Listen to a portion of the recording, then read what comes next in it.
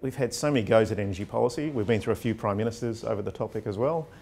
And there are vehement debates, and people talk about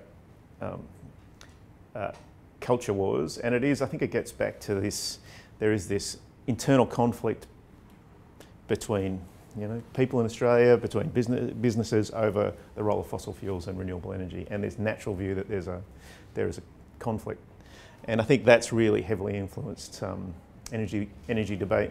And I would say, so that National Energy Guarantee, that was the much scorned National Energy Guarantee, wasn't perfect, but it would have helped at least to provide some, what we need is guidelines about how we just accept the transition of renewables is good for the environment, but it's also going to happen for economic reason, and provide a glide path that gets us there. And that's what's missing. It's been missing for a decade. No policy or fights about policy or picking on one element of policy, like it's got to be cheap or it's got to be reliable. I think that the trilemma, as they call it, it's got to be reliable, address global warming, and cheap.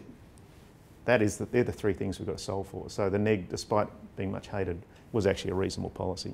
And look, in the energy industry, literally nothing.